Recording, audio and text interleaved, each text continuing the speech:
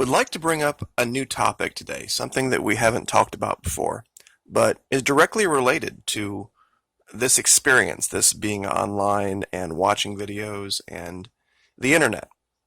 There has been this discussion of this thing called net neutrality recently, and it's a great opportunity to do the thought exercise, not the feeling exercise like everybody is so used to, the thought exercise about the World Wide Web or the information superhighway, whatever you want to call it, and your free, unencumbered access to it.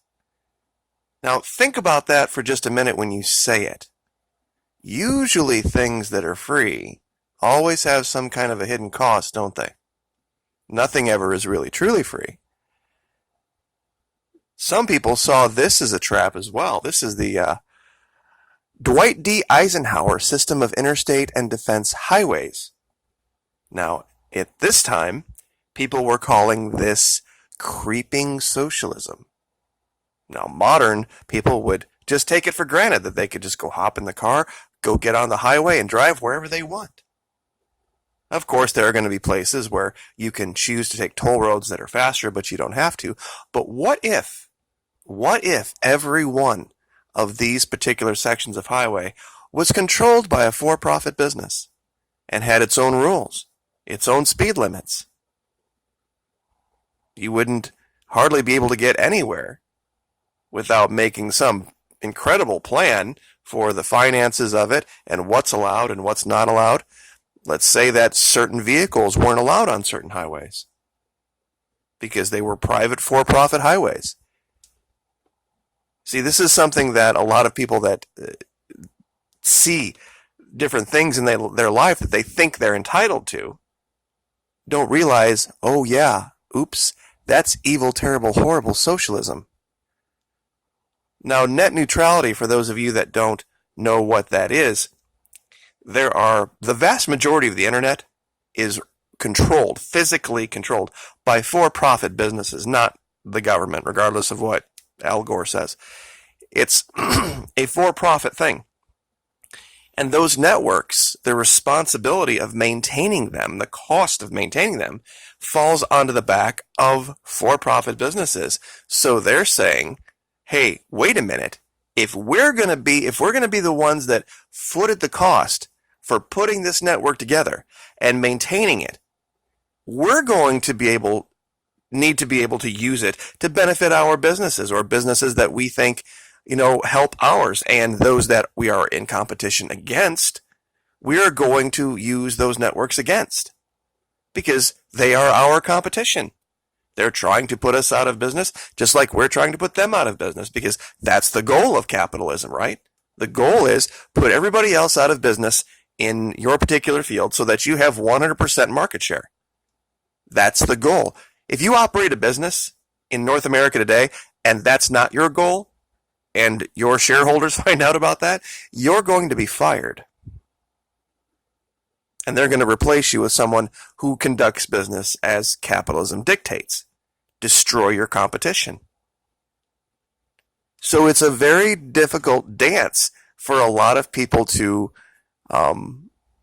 make. It's how can you sit there and decry evil, terrible, horrible socialism when you demand free access to the internet? Your taxes aren't paying for this. Private businesses put these networks up, especially the fastest ones. And they're not saying that you don't have access. They're just saying we're going to make it faster for people that are customers of ours, people that are aligned with our brand, people that are aligned with our business. We're going to streamline the process for them. And if you're not part of that, then we're going to throttle it for those people. So they're not denying you. They're just denying you an experience that you think you're entitled to. You see, that wasn't allowed when they put up the interstate system of highways in this country. There was one standard for all of the highways, and DOT enforced it. And of course, and you can look it up. At the time, special interests hated this idea.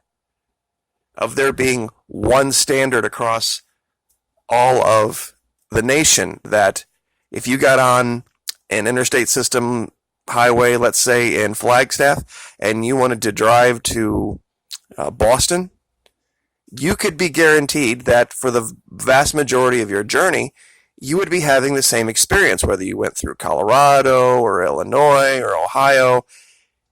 How you entered an interstate, how you got off an interstate, the markings, the general maintenance, all kind of had one standard.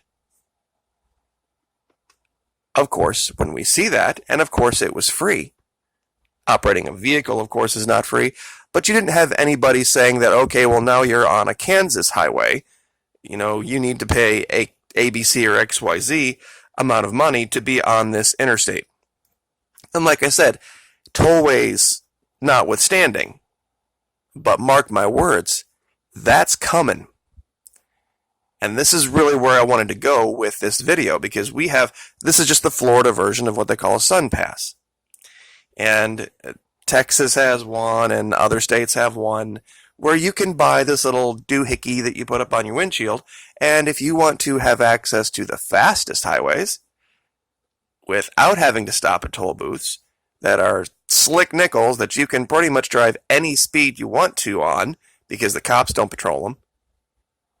Yeah, and you want to pay this amount of extra? Yeah, you can float right through the center part of Florida at 9,500 miles an hour and you won't be bothered. But if you don't want to pay that, then, you're going to have to pull over every few miles and get out your change and toss it in the little bin thingy, and, and you'll stop, start, and that will, of course, wear out on your car and wear on your gas mileage and cost you even more money. So this is starting to creep in. And states are going to start to do this because they're going to see, wow, look at all this extra money we can bring in by charging for infrastructure that was pretty much already there. Because, especially like in Jacksonville, for example, they're taking a highway that already existed as part of the Eisenhower, and they're just tweaking it a little bit and making it into a toll road. And they're going to start to do this. And anybody who says this is a bad idea, they're going to be saying, hey, you're a socialist. You're an evil, terrible, horrible socialist. You shouldn't be entitled to that stuff for free. It's not free to maintain it. So you should have to pay your fair share, whatever. And this is going to be the privatization of what has been, it's very hard to describe now. Because there was a time in this country when there were certain basic, fundamental social and public rights that you took for granted. And now they're all being privatized. Now they're all being for-profit things. And if there's going to be a delineating time. I'm not sure how it's going to happen or the time frame.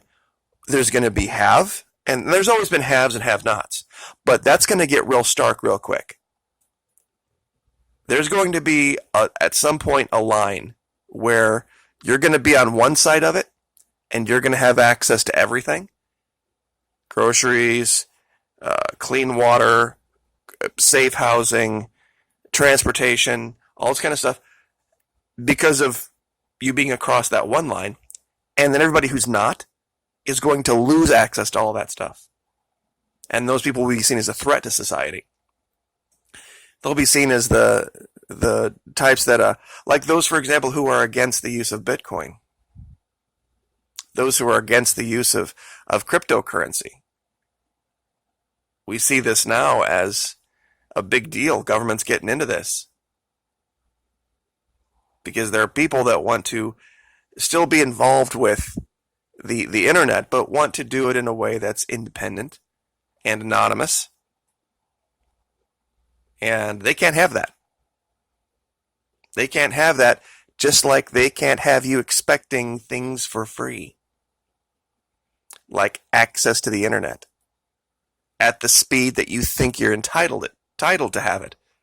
That if you have it at this speed and your neighbor has it as another speed, you can make the allegation, well, that gives him a huge advantage in all sorts of different ways and means. And you're absolutely right, it does. But if he's willing to pay for it, or if he's willing to make the decisions in his life, either politically or otherwise, that give him access to that, everything's going to be up for sale. Your opinion, your social status, transportation, all of it.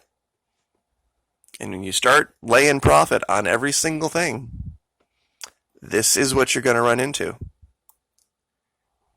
So I guess I will just leave that there and leave it up for discussion. It's kind of a heady argument. It really is. I'm not against profit. But you've got to watch sometimes the things you let it control, the desire for it.